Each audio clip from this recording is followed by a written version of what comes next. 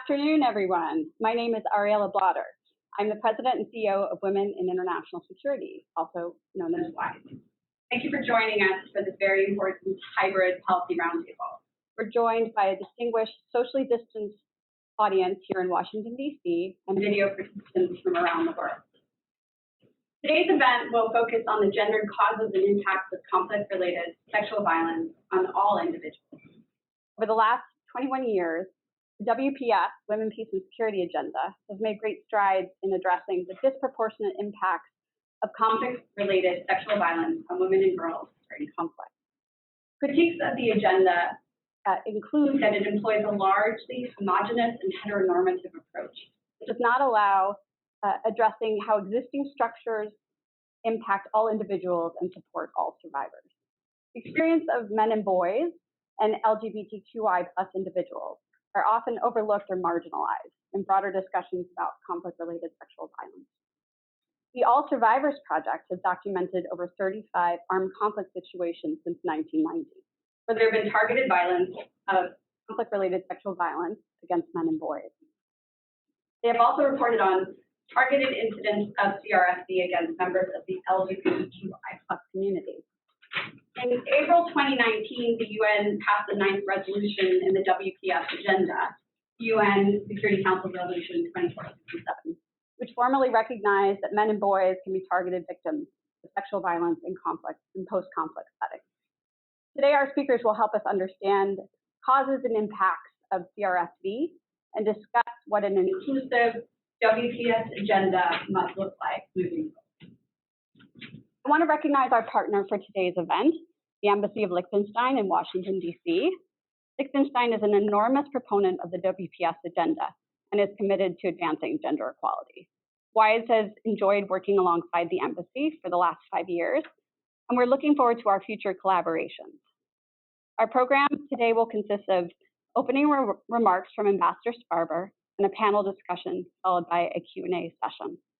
We're joined by 3 expert panelists today: Taru Latu-Hogg, Executive Director of the All Survivors Project; Razia Syed, former Child Rights Commissioner, Afghanistan Independent Human Rights Commission; and Grace Nidurangu, Gender, Economic Inclusion, and Peacebuilding Officer in Nairobi, Kenya.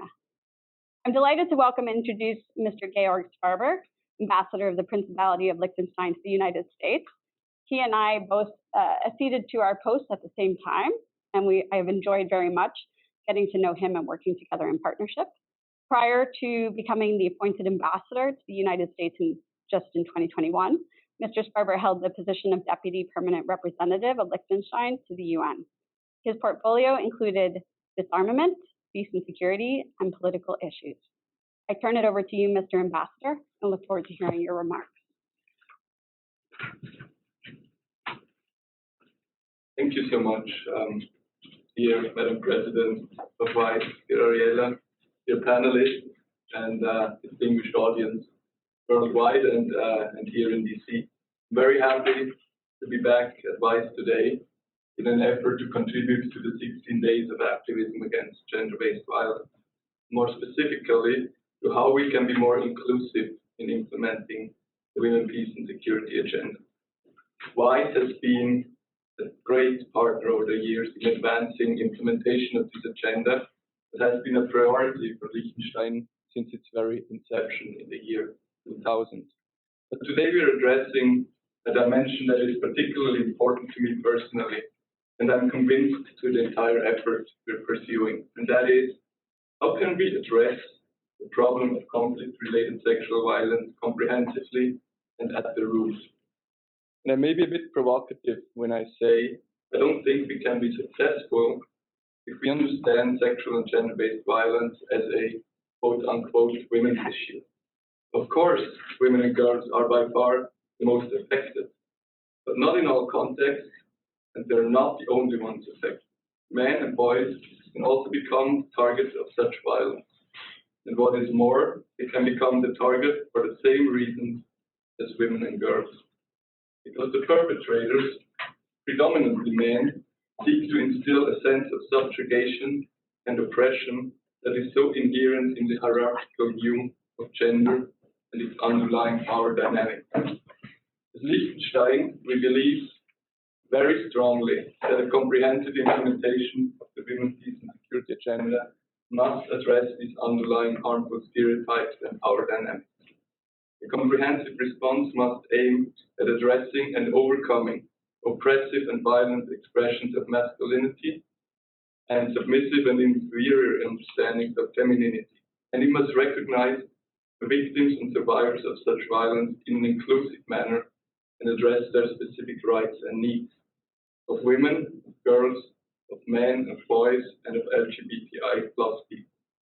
Only then do we have a promising strategy to reduce conflict-related sexual violence in the long run and the benefit for all, in particular for women and girls. But I want to make one thing clear. This is not merely a conceptual exercise, but a very much fact-based and fact-driven one.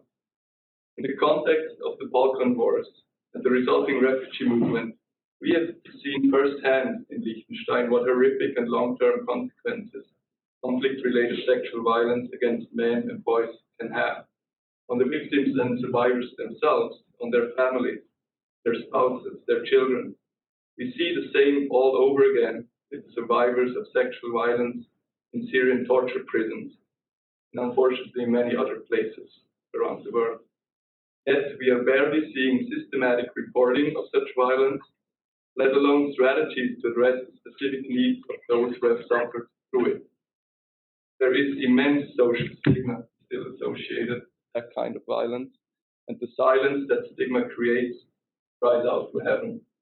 This needs to change, and for once, we have found valuable backing from the Security Council in its 9th Women's Peace and Security Resolution of 2019. There is also groundbreaking work from the international criminal justice system, including the International Criminal Court. And we can build on the tireless and excellent work of civil society to raise awareness on this issue. I'm very proud today to share the stage with Ms. Charulata Ork, Executive Director of the Liechtenstein NGO All Survivors Project.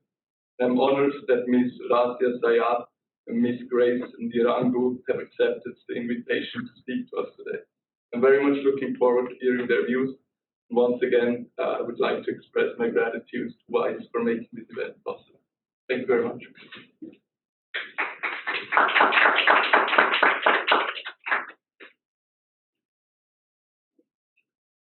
Thank you very much, Mr. Ambassador. We appreciate those remarks.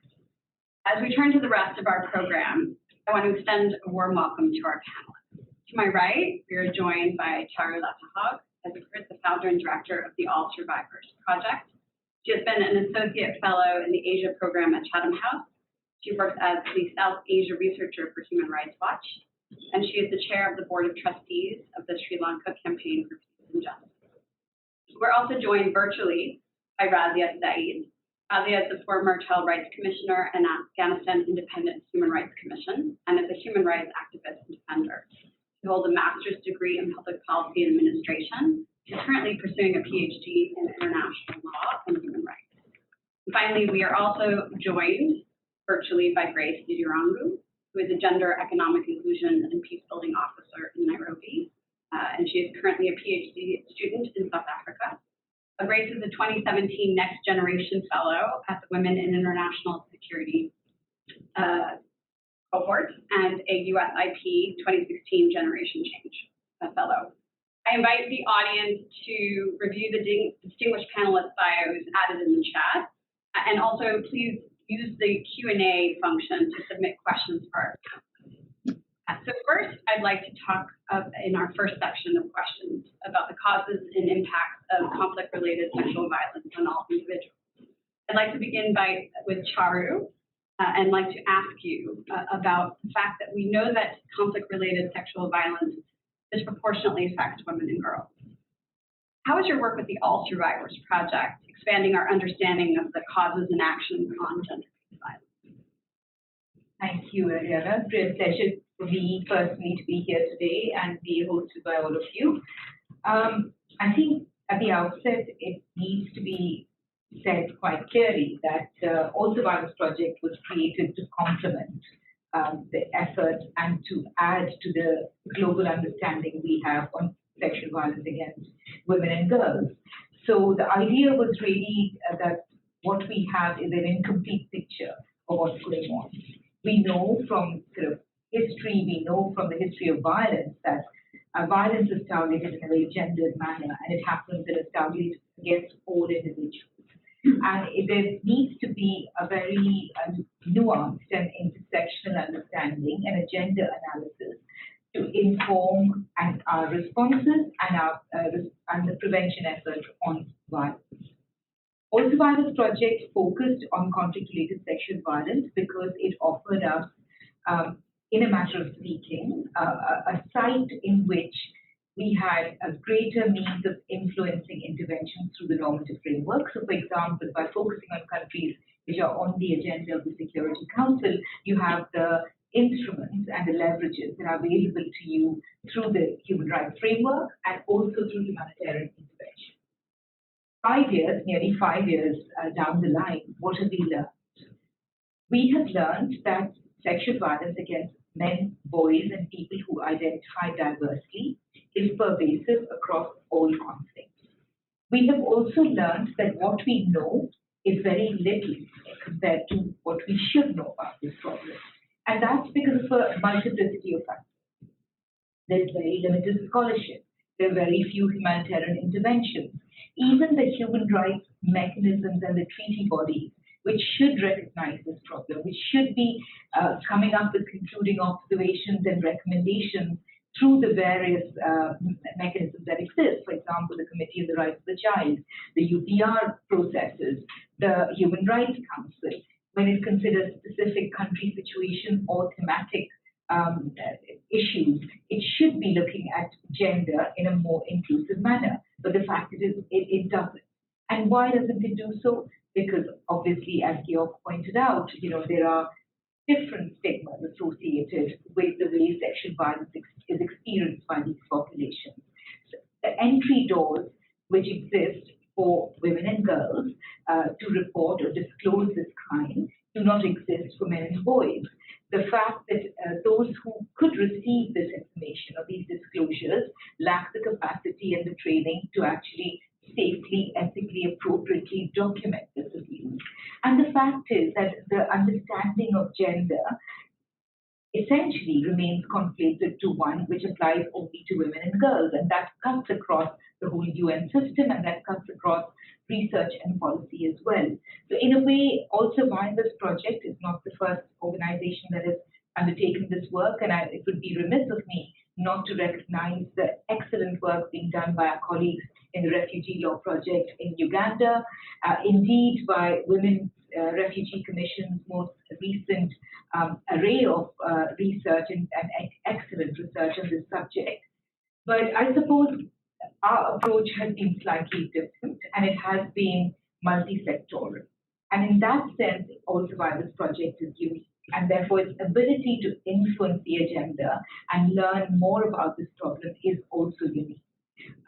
The first intervention is on the human rights mechanisms and the treaty bodies. And framed broadly within the area of prevention, we look at these law, policy, and practical framework that exists to prevent sexual violence in general and how it misses out the male and the LGBTI population. The second aspect is on justice. And here I'm very proud to say that we are directly and in a very one-on-one manner accompanying around 80 male LGBTI survivors of sexual violence in Colombia to access, to be recognized and accredited as victims of conflict-related sexual violence during the conflict. Now, this would be a global first, and that would be ASP's contribution to have this very tangible recognition in a criminal justice system of male victimization. Thirdly, in the area of health, a few years back, we did a realist literature review which examined health interventions for male and LGBTI survivors of sexual violence in middle and lower income countries. We could have written the literature review without doing the literature review because we knew that the interventions were limited, minimal, almost non-existent. So I suppose for ASP, one of the contributions has been to understand what survivors want from a health system, male LGBTI survivors, through mixed methods research, and then develop the policy tools and the outcomes to inform public health responses in the books factory. I'll stop here, Ariella, but over to you for any additional questions. No, thank you very much. I appreciate the structure of what you presented, and it's a lovely segue to our next speaker, Razia, over what you and the ambassador both addressed in terms of the different stigmas, as well as what you mentioned in terms of the legal framework. Razia, I wanted to ask you, in terms of the stigma, how have the experiences of boys differed from girls in Afghanistan since the Taliban's takeover? And you've done a lot of work also looking at social safeguards and legal protections. Can you also speak about where those are doing well and where there are great areas for improvement?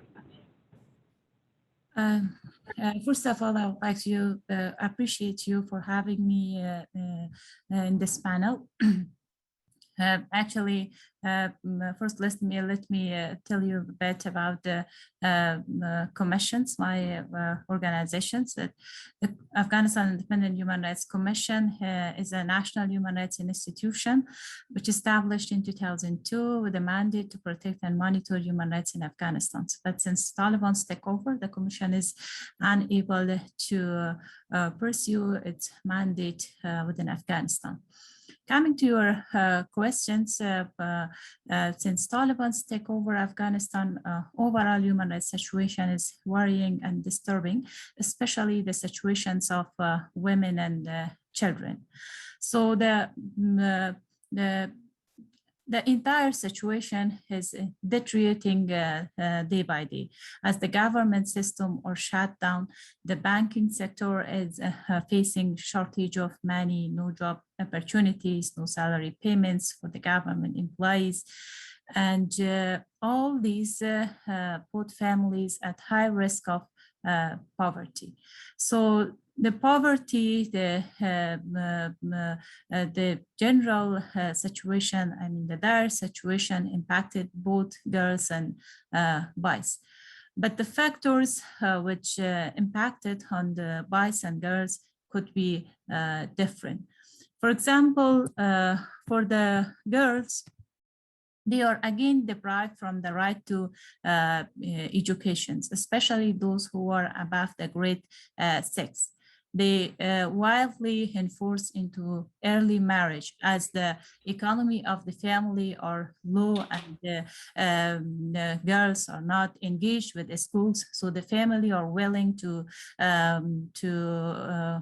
push them for early marriages. And even families are selling their girls for saving the family's members or the rest of the family. So these are the vulnerabilities of the girls. Coming to the boys, we can say that the factors of our boys are different from the girls, as the boys are facing child recruitment. Boys are recruited and used by the Taliban forces. They are widely seen in the Taliban checkpoints and in Taliban's vehicles. And as the existing of children, existing of boys between Taliban, between adults is unsafe for them. So it put them much on the vulnerability of sexual abuse. In addition to that, the economic worst situation of Afghanistan impacted on the family's economy level. Almost, we can say that all families in Afghanistan face poverty. As a few weeks back, UNICEF warned that more than 3 million Afghan children are malnourished and over 1 million of them are at risk of dying. So it means that the families are at severe poverty, and it forced them, imposed them to push their children to work. So the most of the children who are working on the street, on the labor market, are boys, and they are so unsafe because they are engaged with the unsafe work. The other factor is the revenge. As you know, I'm sure that you're heard from the media as well that the Taliban have been doing searching of home by home to find the previous security forces. When they do not find those security forces, they are just trying to cut their family members, especially their sons. And we have many reports that the sons between the age of 12 to 18 or maybe over 18 are caught by Taliban due to finding their parents, especially the father of the family. So all these situations impose the WIIS to leave the country. So they try to illegally leave the country because the most of them do not have passports, do not have visa, do not have access to the organizations and institutions to help them get out of the country. So they face illegal immigrations and they ask help for the smugglers and for those who help them get out of the country. There are many reports, especially from my own province, that children face sexual abuse while they are trying to exit to cross the borders or to get out of Afghanistan. So these are the many factors that impacted the boys and girls definitely. Coming to the social safeguards, it's obvious that in the previous government also there were many types of child abuse, including child sexual abuse. But there were the laws, there were the systems, especially the judicial systems, the child protections institutions, and mechanisms. For example, in the past, we have had CPAN, Child Protection Action Network, which were active in all 34 provinces of Afghanistan. We had MRM. We had the country task force meeting at the which happened monthly. We had child protection institutions were active on the ground, and we had the AHRC, I mean the commissions, which were active in all over the Afghanistan. But now most of these institutions are closed, or they restricted their they imposed to restrict their activities within Afghanistan. In addition to that, the judicial system of Afghanistan are down. You know that since Taliban take over, all prosecution offices are closed. The prosecutors are asking to come to sign their attendance sheets once a week, and no longer they are active or can pursue their works within their offices. And the courts are facing the same challenge because the previous judges cannot continue their work. Taliban appointed new judges, which they are not trained. They are mullahs and the religious leaders, and those put the children and the families which experiencing violence, experiencing especially sexual violence, into trouble. So coming to the laws, I would like to say that all the judicial institutions, especially the courts or those who are still trying to solve the people's problem, are facing a confusions because the Taliban are not respecting the previous laws. They are not the previous laws are not enforceable anymore in Afghanistan. They are trying to exercise the religious, the Islamic rules, which in most part they are so general and do not specifically address any issues. So that's the all situations. And if you have any further questions, I'm happy to answer. Thank you. Thank you, Razia.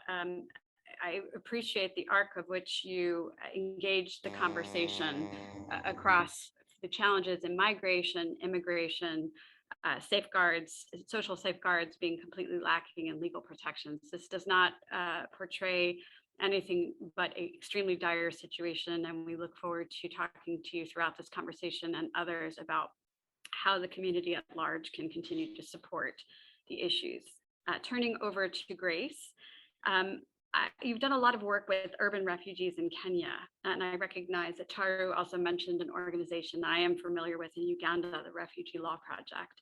Can you speak regionally about cultural attitudes towards masculinities and homosexualities, and how they shape the experience of male and LGBTQI survivors of sexual violation in these populations, which have fled from epicenters of violence? Thank you, Ariella, and thank you for having me in this panel. So to give a brief perspective about homosexuality and male survivors of SGBV and LGBTQ refugees, is that you find that about 30 countries in Africa criminalize same-sex conduct. And so you find that most of the refugees, and that's in Kenya as well, you find that most of the refugees that we are hosting in Kenya are coming from countries that are also criminalizing same-sex conduct, and they're also fleeing persecution based on their sexual orientation. So in addition to fleeing sexual persecution, they're also fleeing from conflict areas where they have been or have experienced sexual gender-based violence, either at the hands of state actors or at the hands of rebels. So it's triple jeopardy for them because first and foremost, they are vulnerable, they're refugees, they are male survivors, so they're already marginalized and they're already living in a country that is not their own. Secondly, you find that in terms of the power dynamics of refugees living in a country where the asylum laws are not very friendly. And even though you find that in Kenya, we do not have instances when people have been openly prosecuted for engaging in same-sex conduct, it's still shunned upon by the larger community. And so even among service providers, among the law enforcement officers, among the health personnel, you find that there's a lot of discrimination, there's a lot of homophobia attitudes. And so when we have refugees and male survivors of sexual gender-based violence and LGBTQ survivors who've gone through violence, they find it very hard to report because of those attitudes of homophobia and the fear that they will go through secondary discrimination. There's also a lot of service provision that is not survivor-centered, and then the services that are being offered are not holistic. Looking at the context, the asylum context, a lot of the refugees that we have in Kenya do not speak the local languages. So even when they go to service providers and to law officers, they cannot speak the local language and they would need a translator.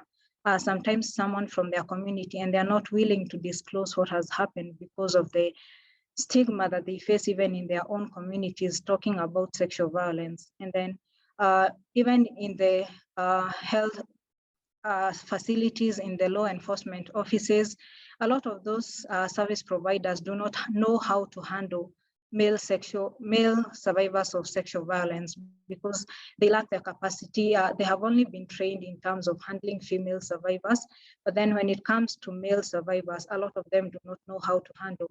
I've had instances where male survivors of sexual violence will come and say that when they went to a health facility and the nurse saw that they had genital warts, the nurse looked at them and told them, you have been engaging in gay sex, and so why are you coming here to report about this? We have had instances where male survivors went to report to the police and the police first laughed at them. Then when you look at the community attitudes about on male sexual violence, they shun, and there's a lot of stigma towards survivors of male sexual violence and among LGBTQ survivors as well. You see that the community looks at men as people who cannot be raped. And we have instances where I've had a male survivor say that when his wife learned of his sexual abuse that he went through at the hands of rebels, she told him, I'm going to leave you because we cannot have two women in this same house. She viewed him as an emasculated man whose masculinity had been stripped due to the sexual violence. And so to her, he looked like a fellow woman. And the mental issues that male survivors go through as a result of this stigma, the discrimination, the lack of support in the community and even with service providers is that it leads them to a lot of mental health issues. There's a lot of depression, there's a lot of suicidal ideations, there's a lot of PTSD that goes untreated. And most of them do not know where to approach or who to approach because they do not, after having faced stigma with health service providers and with law enforcement, they're not willing to disclose their experiences. And then the other issue is that even among the service providers, there's lack of awareness in terms of referrals. The referral mechanisms are not very well established in terms of referring male survivors for more specialized care. Unlike when we are dealing with female survivors of SGBV, when we have male survivors, health service providers do not know how to refer male survivors, for example, who have incontinence or who have bleeding issues. And so you find that because of that, a lot of male survivors and LGBTQ survivors of sexual violence live with a lot of physical issues, a lot of medical issues that go untreated for a long time because of that lack of awareness. We also have a lack of awareness in terms of advocacy and building the referral mechanisms, because there's been the notion that only women and girls go through sexual violence. And now we have a population of men and boys and LGBTQ survivors of sexual violence. And so the capacity in terms of handling and advocating and creating awareness has been lacking to a large extent. And that has impacted a lot in terms of handling and giving support to male survivors and LGBTQ survivors of sexual violence.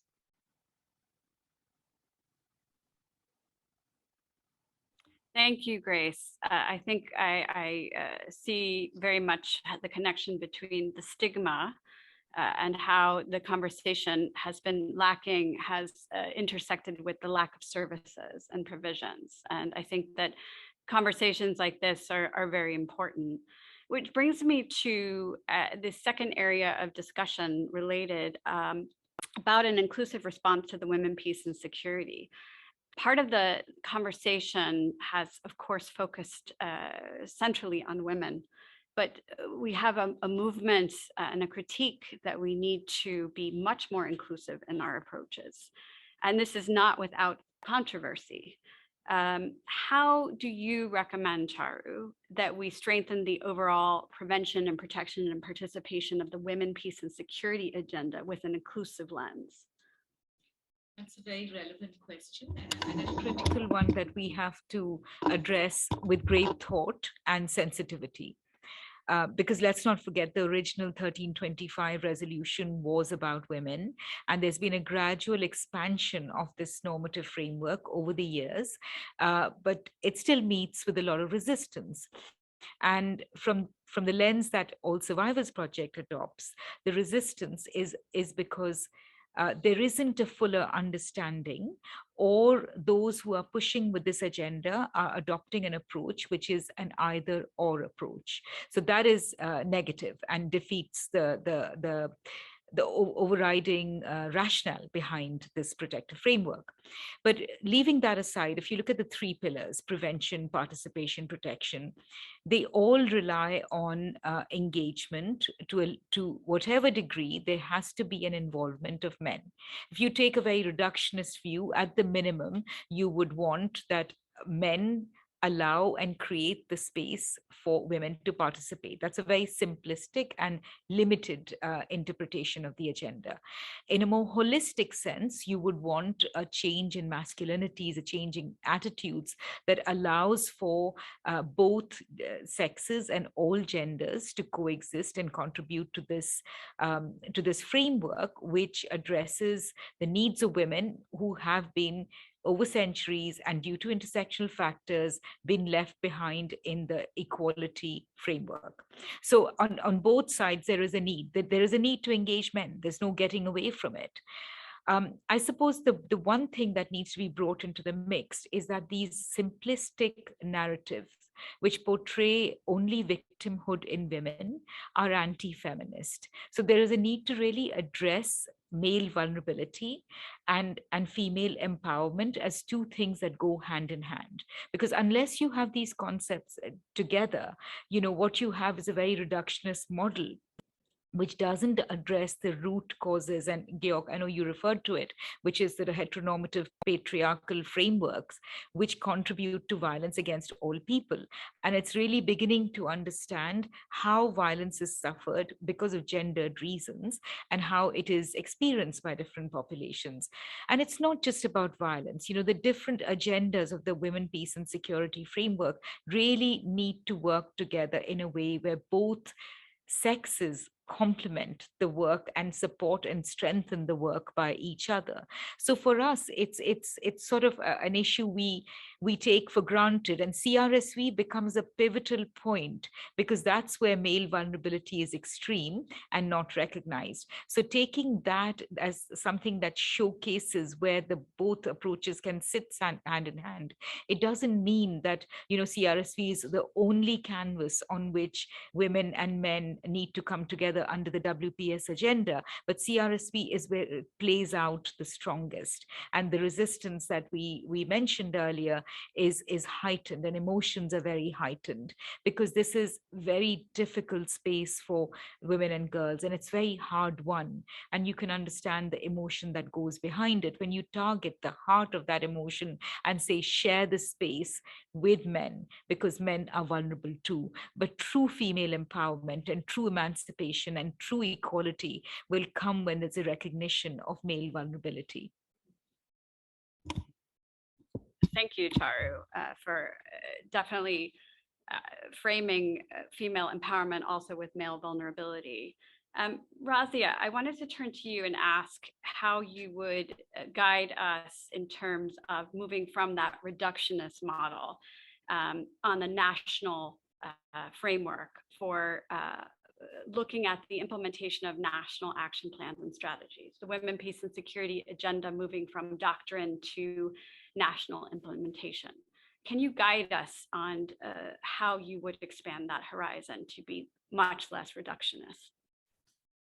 Thank you for the questions. I think taking measure for the protection, promotions, and participation of all gender type in the international and even in the international security agenda, it depends on the country's situations and the country's context, because the countries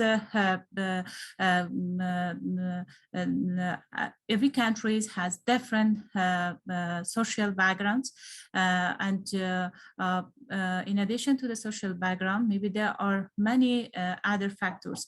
For example, the economic situations have the legal barriers or the legal basis and political will, also the cultural background in each countries. Because if I speak from the context of Afghanistan, it took 15 years for Afghanistan to actually adopt a national action plan for women under the 1325 resolutions of the UN for Women, Peace, and Security. And still to, I mean, before the Taliban's takeover, that the government implement that action plan. It means that there were many challenges for the government of Afghanistan to implement that action plan, because the reality of the situations of Afghanistan, especially the social backgrounds and the cultural realities was not, I mean, considered when the action plan was developed. So considering that, I would like to recommend that for taking measures to protections of boys and girls for the countries, it's important to first of all consider the social background of the gender issues in their country. And at the second time, it's the cultural differences. As it's in Afghanistan, there are many cultural differences between two gender types of women and men. Actually, there is a common saying between Afghans that women are for childbearing and boys are for pleasure. So considering this statement, we can see that how different are the gender perspective and the gender issues in Afghanistan regarding the women and boys. So considering all these situations, so it's important to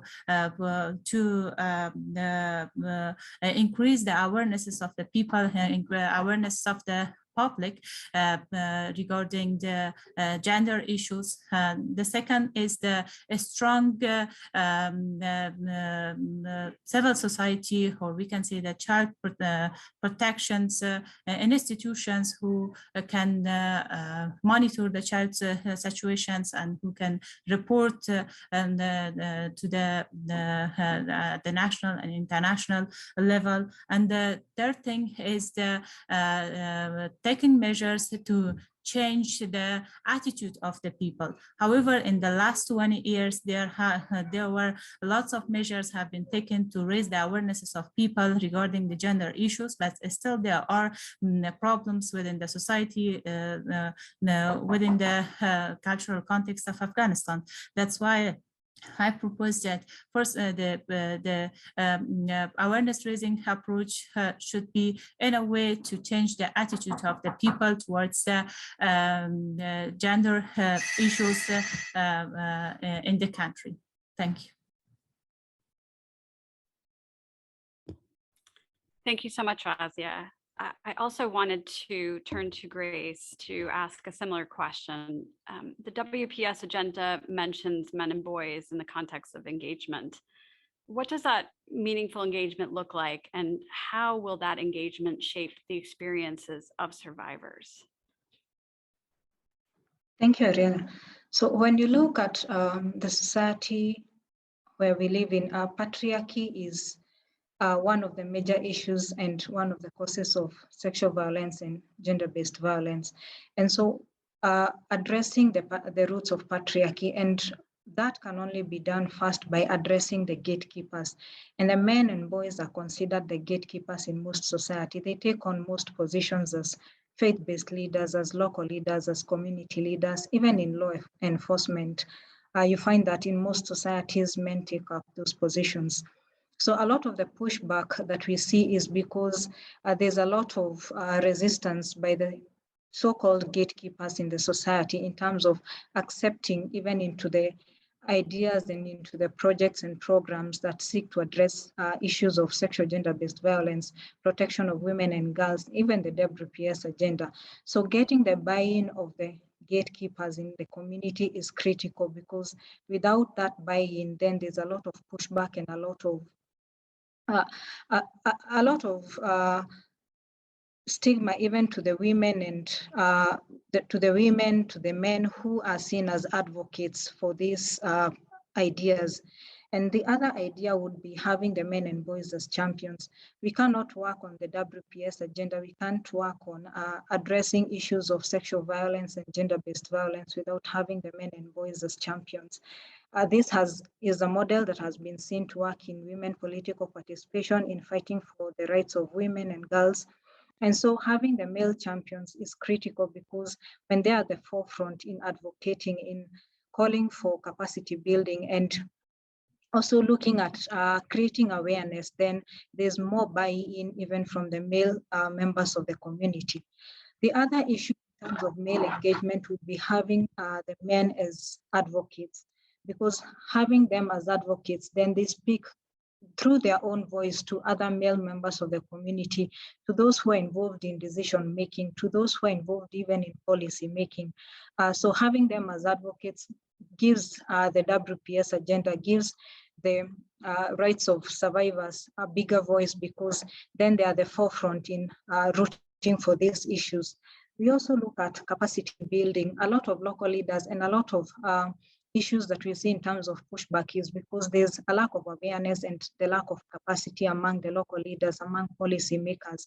And so there's need to conduct capacity building, not just from the civil society level, not just at the grassroots level, but also at the political level, at the civil society level, and even at the policy making level, because once we, unless we do that capacity building, then there's a gap in terms of knowledge and understanding how the WPS agenda shapes issues to do with CRSV and other rights of survivors, including men and boys and women and girls and even LGBTQ survivors.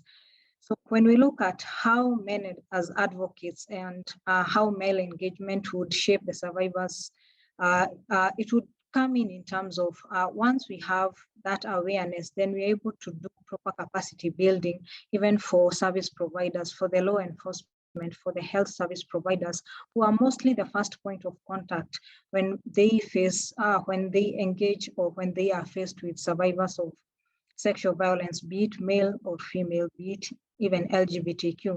The other issue would be creating holistic pathways, referral pathways for survivors of sexual violence, because then the referral pathways ensure that the survivors get services that are holistic and are also survivor-centered, right from the medical support to the legal justice that they would need. The other issue would be to sensitize the local community about sexual violence against men and boys and against LGBTQ persons, because there's a lack of awareness among the community, even among the service providers. So that creating awareness on sexual violence is critical, because then it's only from that point of being aware that the community can know how to respond. Again, the community is the first point of contact with survivors. So they are also the first responders in one way or another. And having that awareness helps them to know how to respond, while also ensuring that they're respecting the wishes of the survivor and the needs of the survivor. Then there's also inclusion of men and boys and also the LGBTQ into service provision and at the advocacy level. There's no better way for advocacy and for awareness creation than from the survivors themselves. And so it's important that they're also given a voice at the advocacy level, even at policy making. And then the other issue would be the empowerment of at-risk groups through support groups, through therapy groups. It's the only way that they can create a social network where they can support, where they can get support in a society where men and boys are shunned as survivors of sexual violence, where LGBTQ face a lot of homophobia attitudes. Empowering them to have social networks, have support groups where they can turn to each other for support and even have a stronger voice in the community is critical. And that can only be done once there's capacity building and awareness building, both at the local level, at the policy making level. Thank you, Grace. Charu, I know that you wanted to make a comment here, and if I can go ahead and weave in an audience question as well for you to answer.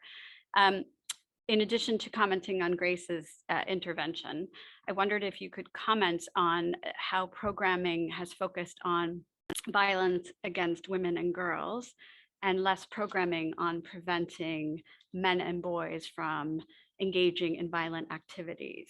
That has been three different questions combined that have come up. And while we're talking about survivors, we do need to address this issue as well.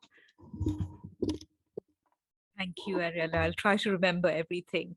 But the one point I wanted to jump up with, and I agree with everything that Grace said just now, but I think a critical aspect of informing WPS implementation in countries builds on the engagement by survivors themselves. And Grace did make that point, but I want to draw on two particular examples here where we think it has been sort of the most empowered and beautiful manifestation of how the WPS framework includes and responds to male victimization. And in Colombia, for example, I will give you the example of Red de Mujeres, which is a female survivor network, and it has brought under its umbrella so male survivors of sexual violence. The focal group and the wider group of male survivors are not registered, but Red de Mujeres is the registered legal entity which brings and advocates for and accompanies these male survivors. So that for me is really a way in which you can inform actual implementation, not at the policy level, but at the implementation level. Similarly, in Afghanistan, I will talk about an unnamed group led by women, which worked specifically on supporting boy survivors of sexual violence and took the cases of these boy survivors to the Attorney General's office, really fought for their responses to be put in place for them. So I think there are live examples in which you can see how female-led initiatives through the direct engagement of male survivors succeed in making the WPS agenda much more inclusive and comprehensive. The question about why isn't there enough activity to prevent violence against perpetrated by men and boys. Now, one of the things that we have to understand is that the majority of perpetration, whether it happens against women and girls or it happens against men and boys, the majority of known perpetration happens by men. So we have men as a common factor who are potentially perpetrating violence against women and girls and against other men as well.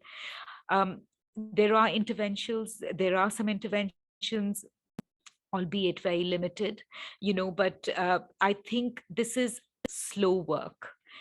Changing gender norms, working within communities, changing attitudes is very painfully slow work. And the quick work is on responses. It's not done that well either. When I say that there are more responses or programs in place for women and girls, it doesn't mean that women and girls are being served. It doesn't mean that all of them are receiving the survivor-centered care that they deserve. I mean, violence shouldn't be perpetrated in the first place. I mean, on that perspective, I would say there should be no atrocities, and all our efforts should be towards prevention. But it does remain a limited strand of work. And if you look at the investment that is being made in terms of humanitarian response planning and programming, it's much larger than prevention work. On that note, I would say we're very grateful to the Office of the Special Representative of the Secretary General on Sexual Violence, who's now developing through the UN Action Framework a wider prevention framework which will apply to all survivors of sexual violence. So such initiatives should have happened earlier. Everything happens a bit too late. And I agree with the analysis that there is limited investment and indeed thought into preventing sexual violence. Thank you very much. And I just wanted to acknowledge that my cell phone is where I am identifying the questions from. So thank you. I also wanted to mention that in addition to response to that question, that I am familiar with a project in the Americas and East Africa, I believe it's entitled SASA, which talks about not only masculinities and survivor projects for men, boys, girls, women, but also preventative gender-based violence. So I believe that there are initiatives and we just need to better resource them. So we have spoken a lot about men and boys, but in our conversation, we haven't addressed as much the LGBTQI portion of this. So I wanted to ask Razia about a question that we have regarding the way that society has pushed back to those who identify as non-binary, queer, and trans, and how we help those vulnerable groups where there's debates and misconceptions about the binary aspect. In particular, if you could also talk about how this has, in addition to the remarks you said, manifested in Afghanistan. Thank you for the questions.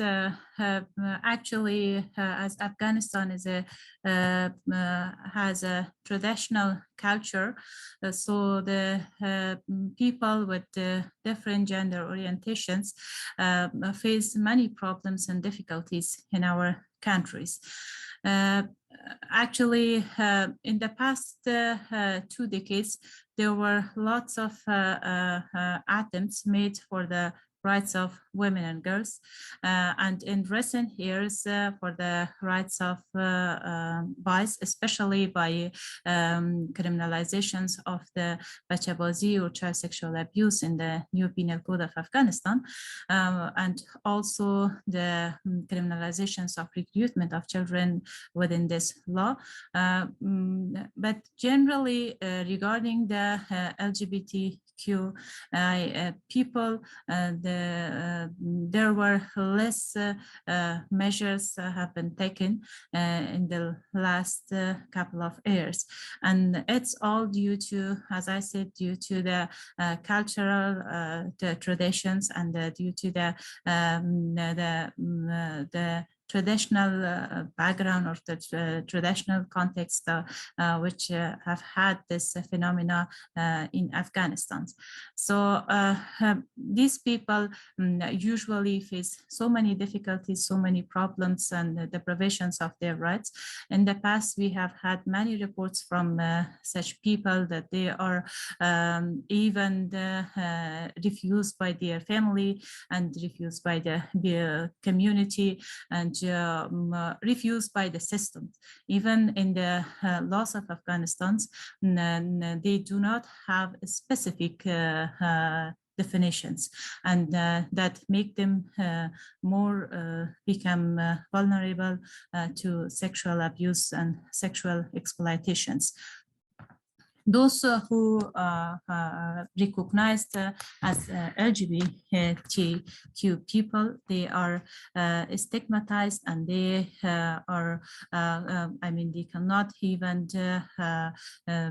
be part of the community of Afghan as a shame, not only for his or herself, but also for the for her family. The people, I know some people who already were in contact with the commission, that the people of the community are mocking their family of having LGBTQ member, and due to that traditions and due to the perspective existing in our society, so many of such cases are underreported. They do not have the courage to report such cases to the responsible institutions, and at the same time, the system were not supportive to these people in the past as well. But since Taliban's take over, you know, the situations even got worse, and right now, no law, no system, no mechanism supports such peoples, and they are much more vulnerable. So the way that we can propose to protect such people in Afghanistan is to get I mean the respect for them, or to push the de facto administrations to respect the rights of LGBTQI people. However, some of these people have been evacuated in the last couple of months, but the evacuations of these people from Afghanistan is not the only solutions, because the number of these people are a lot, and we cannot evacuate all of them from Afghanistan. So Afghanistan is their country, and they have to be there with the respect of their rights. So the Taliban not only respect the LGBTQI rights, which they say it's against Islam and against the culture of Afghanistan, they do not respect all human rights conventions, and it's I mean not only difficult for these people, but also for all the people of Afghanistan, including the women and the girls. The second solution could be for these bias for these people is the pressure of the international community to put on Taliban, or to I mean, at least not to punish these people, because right now these people are just trying to hide themselves. As if the Taliban find them or recognize them, they say that the sentence for such people is death. So this is worrying and very disturbing for these people. And the third solution for these people is to support institutions who have been at the ground before, to help to support such people. In the past, there were many institutions provided medical, psychological, or even shelter or accommodations for such people who deprived from their rights and refused by their families. But right now, at the moment, there isn't any protection system for them, and it makes them more vulnerable. Thank you. Thank you. I just wanted to also give our two additional panelists a chance to respond regarding LGBTQI plus persons in particular, and also to weave in the last question of this session, which relates to regional efforts to prevent gender-based violence in conflict settings. If there is any critique or positive programs that one would like to address. So Charu, since you're on my right, I'd love for you to also respond, in particular to LGBTQI+, and also if you have any regional notes about a regional program. Thank you. I think on the LGBTQI plus populations, all I want to say is that it's much misunderstood. The perpetration of violence against men and boys is often conflated with their sexuality or their having diverse sexuality. Indeed, the act of non-consensual violence, sexual violence against a man is also then internally, causes a lot of internal stigmatization within the individual. So there's a very complex relationship between sexual violence against cisgendered male population and between the issue of diverse sexual orientation and gender identity. This is not to say that, those who identify diversely are not subjected to abuse, but in addition to looking at sexual violence against LGBTQI plus populations, one also has to understand the links that exist between cisgendered male and female, and how sexual orientation and gender identity is understood. So to give you a very live example of this, in Afghanistan, we did a piece of human rights research in 2019, which we haven't made public, but we interviewed 24 survivors of sexual violence for that, 14 of whom identified diversely. Now, the complexity in this was that those who identified diversely said, firstly, they were targeted as young as at the age of 10 and 11, were targeted because they were gender diverse in their expression. So they looked softer, they were beautiful, they had fairer skin, and therefore they were targeted. Following their victimization, they found that the structures of support that existed for them lay within the LGBTIQ community, which was underground. Now, none of this is to suggest that the act of violence had made them identify diversely.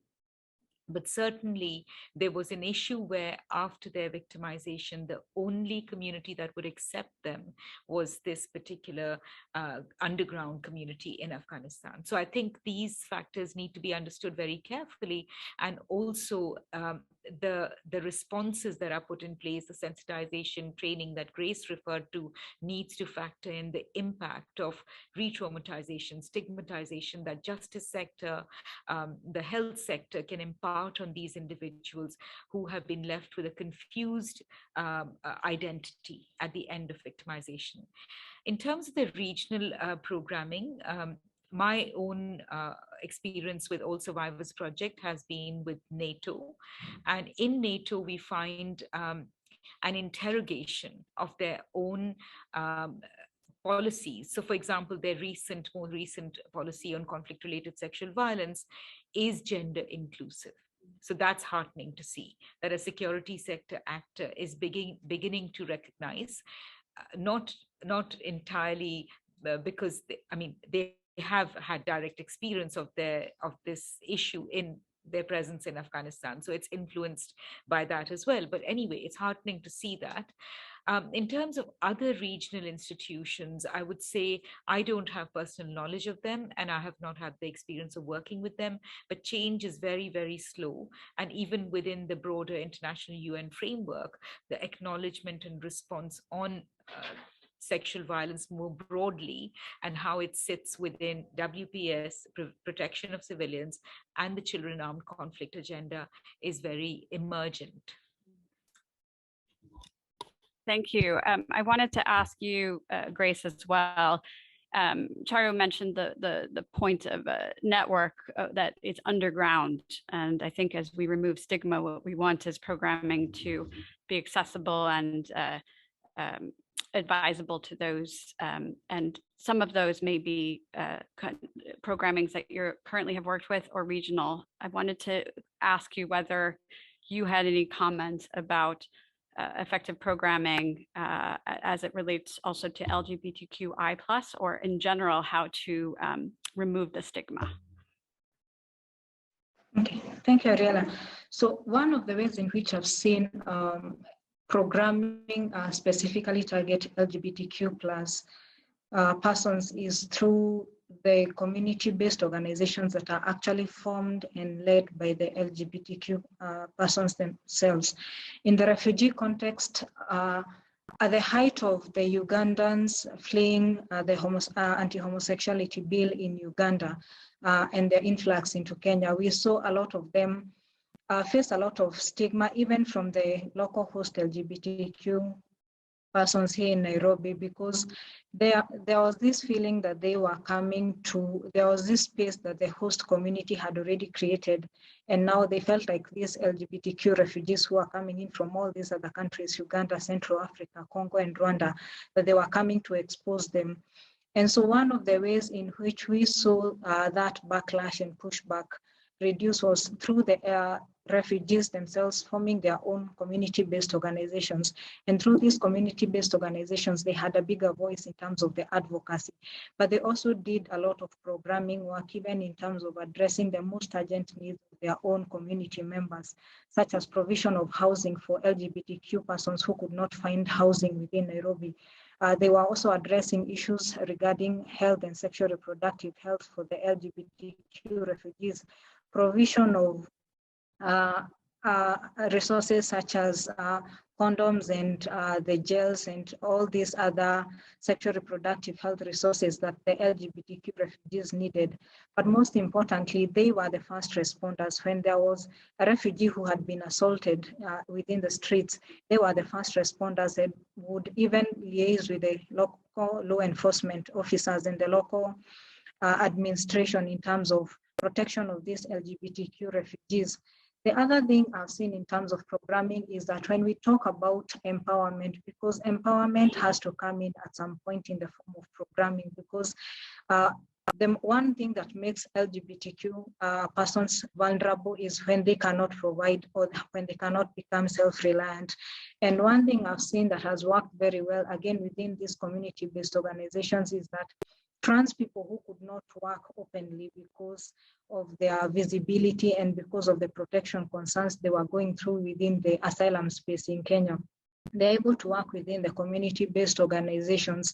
I had one example where a community-based organization was producing artifacts, local beadwork and local jewelry, and the trans persons would make all those jewelries, the bags, and they would be marketed by their other colleagues who are not facing more protection concerns or who are not so visible within the community. And that way, the community-based organization was strengthened. They were able to meet their own needs economically, but they were also able to address the social stigma that they face as individuals, but living together as a community provides them more protection. The other thing is that in terms of programming, we have seen that when they come together and reach out to bigger organizations, the civil society, then they're able to address issues, particular issues that you find that maybe in local organizations are not being addressed, including having peer discussions, having peer-to-peer groups among the LGBTQ refugees. So that connection having a connection between the broader programming and the broader organizations and themselves as a minority group has helped bridge that gaps even in terms of service provision. Thank you so much. I did want to take one final question from the audience and ask our panelists to each very briefly respond to it. And it is a very interesting question. In light of today's discussion, do you anticipate that the Women, Peace and Security Agenda will and should be renamed the Gender, Peace and Security Agenda? I have some opinions on that, but I would love to defer to my audience. Let's actually go in reverse order. Grace, would you mind taking the floor again to respond? Yeah, I think it's a very interesting question. The WPS agenda was crafted and it came into light based on the work that had gone on in the previous years and the different frameworks that were pushing for the women empowerment and the protection of women and girls. But I think we are coming to an age where there are different persons of different gender orientations. And I think it's critical to take into consideration that when we are looking at the women peace and security, as we call it right now, we cannot talk about it exclusive of male engagement. So it's maybe it's the high time that we begin to talk about gender, because we are talking about women, peace and security, but then we're also talking about male engagement. So where do we now come in and say, well, we cannot talk about one and leave out the other? And I think maybe there could be discussions on looking at the gender, peace and security. Over to you, Ariella. Grace. Razia, if you have 1 minute or less response, please. So thank you. I think, as Grace said, it's a very interesting question. Actually, the peace security, women and peace and security the agenda in the international inclusions of women and peace in the international agenda has not as much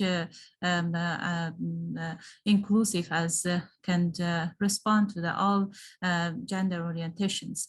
As I'm coming from the different context, which is Afghanistan, and Afghanistan is a very male-dominated community, maybe a bit different in Afghanistan, but generally for inclusions of all gender orientations, especially for the LGBTQI, it's important to have a global strategy for inclusions of all gender orientations and